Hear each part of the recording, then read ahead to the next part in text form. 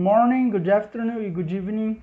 Sou o professor Cláudio Ravi, de inglês, da Escola Municipal Poeta da Costa e Silva, e vamos dar início à nossa quinta aula do nono ano desta semana.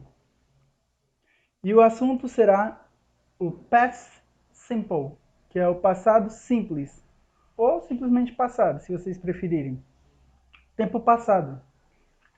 Ele indica todos os tempos que a gente usa no português para o passado. Pode ser pretérito perfeito, pretérito mais que perfeito, pretérito imperfeito, não importa. Em inglês só existe o passado simples, que é o past simple. A regra principal é que, para a gente conseguir obter o passado simples dos verbos em inglês, a gente precisa fazer duas coisinhas bem simples que não é difícil de lembrar. A primeira é retirar o to do verbo no infinitivo. E a segunda é acrescentar a partícula ed no final dos verbos. Então, o verbo to work, que é trabalhar, quando vai para o passado fica worked, com o ed, sem o to e com o edzinho no final.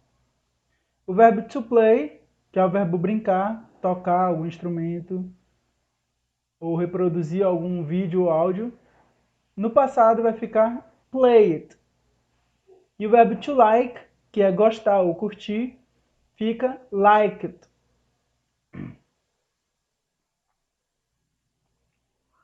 Vou exemplificar como transformar um verbo no presente para o passado e vocês verão que todos os verbos serão basicamente da mesma maneira, com algumas exceções. Mas o normal é seguir essa regra aqui. Se eu tenho o verbo no presente sem o ed, quando ele vai para o passado, ele vai ganhar o ed no final. E isso representa que ele está no passado. Principalmente os verbos regulares, que a gente vai ver mais disso para frente. Então, o verbo to work no presente vai ficar I work, you work, he works, she works, it works, we work, you work e they work. No passado, a gente acrescenta o ed, então nós vamos mudar para I work, vai mudar para I worked. You work vai ficar you worked. Então, I worked, you worked, he worked, she worked, it worked, we worked, you worked e they worked. Se vocês repararem bem as duas tabelas do presente e do passado, vai ver que o presente possui algumas mudanças no verbo, enquanto o passado não. Ele vai ser igual, a mesma palavrinha para todas as pessoas, do singular e do plural. É assim que funciona com o passado. É até mais simples que o presente. Então vamos ver, regra por regra, cada uma das exceções a essa regra que eu disse, do ed. A regra geral é essa, de acrescentar o ed. Então, play vai ficar played, que é jogou ou brincou.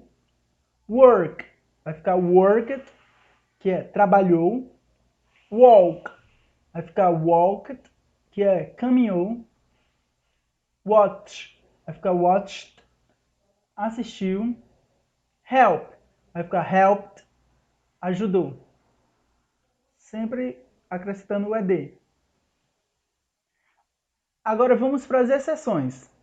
A exceção número 1 diz que quando um verbo termina em consoante mais y, nós precisamos retirar o y e acrescentar no lugar não o ed, mas sim o i no lugar do y, ed.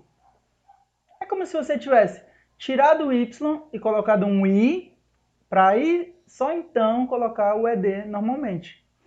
Então, como exemplos nós temos to study, termina em consoante y, vai ficar studied, estudou. To try it, tentou. To cry, cried, chorou. E por aí vai. Mas isso é para quando é consoante Y. Agora, quando terminar em vogal mais Y, você simplesmente acrescenta o ED, como na regra normal.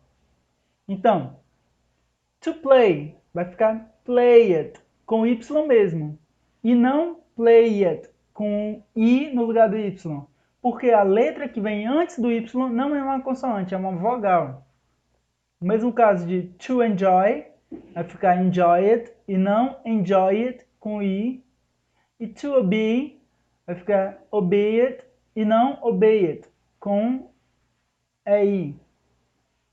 Sempre mantém o Y nesses casos.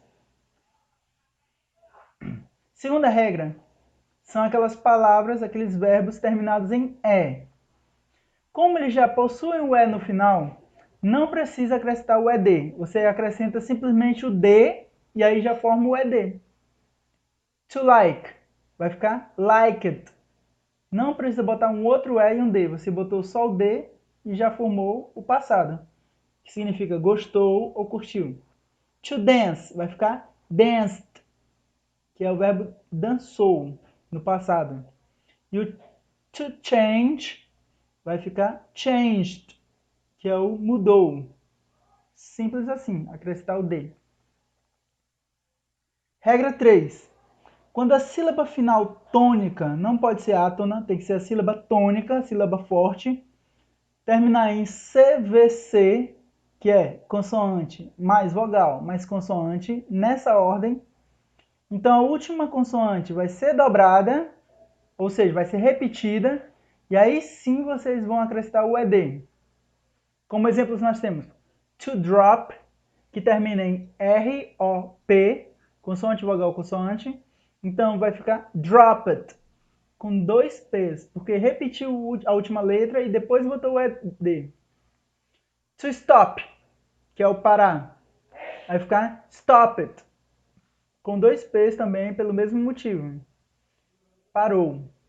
E to prefer, vai ficar preferred, com 2 R's, porque era a última letra e terminou em consoante, vogal, consoante. F-E-R.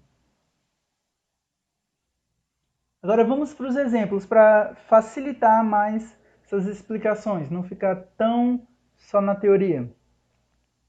Primeiro exemplo. Minha mãe estudava francês todo dia. Em inglês nós temos My mother studied French every day. Sempre tem o EDzinho no verbo principal, do passado. Brian gostava de ler livros. Brian enjoyed reading books. Ele latia o tempo todo. Ele, no caso, é o cachorro. It barked all the time. E, último exemplo, ela dançava muito bem. She danced very well. Todos têm o ED. Então, recapitulando o que foi dito nessa aula sobre o simple past tense, ou o tempo passado simples. Ele indica uma ação que já aconteceu no passado, uma ação já acabada, que não acontece mais, uma coisa que já acabou, já passou. Quando os verbos são regulares, a regra normal é acrescentar o ED. Para os verbos terminados em E, não precisa mais acrescentar o ED, só acrescenta o D. Para os verbos terminados em consoante mais Y, retira o Y e acrescenta IED. Para os verbos terminados com vogal Y é diferente, você não tira nada, só acrescenta o ED, como se fossem mesmo os verbos regulares ali em cima.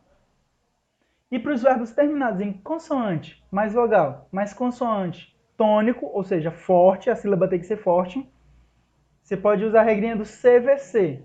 Repete a última consoante e acrescenta o ED.